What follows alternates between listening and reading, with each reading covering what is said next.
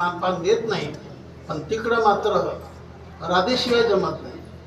अगोदर राधा नाम नंतर कृष्ण नाव येतं.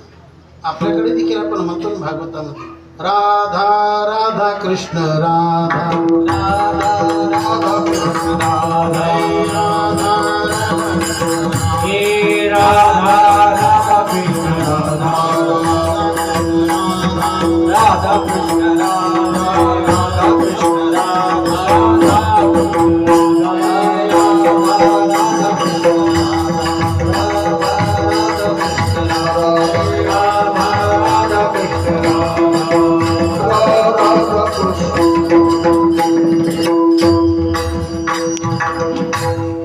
देवाचं भजन करताना अगोदर विठोबा म्हणतो आहे का नाही, नंतर रुक्मिणी घे.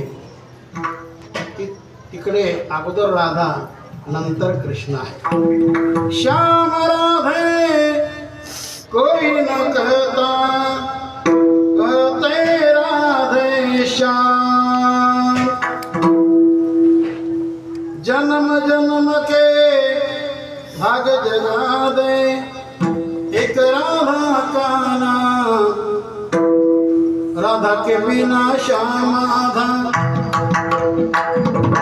राधा के बिना श्याम आधा कहते राधे श्याम. जन्म जन्म के भाग जगा दे एक राधा का नाम. बोलो राधे बोलो राधे बोलो राधे राधे राधे बोलो राधे. अगोदर राधा नाम नंतर कृष्ण नाव आहे. राधेचा अधिकार फार मोठा. म्हणूनच शुकाचार्यांनी राजा परीक्षितीला भागवत सांगताना राधेचं नावच घेतलं नाही, राधेचं नाव घेतलं नाही.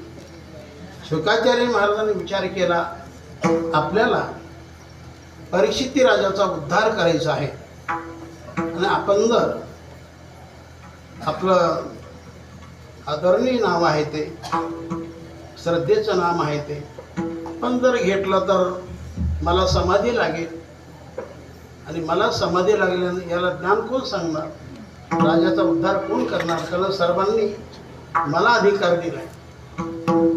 राधा नाम मात्रेन मूर्छा श्याम माशिकी भवे. राधा नाम मात्रेन मूर्छा श्याम माशिकी. मग राधेचं नाव शुकाचार्य घेतलं तर त्यांना 6 महिने समाधी लागत होती. विठ्ठला विठ्ठल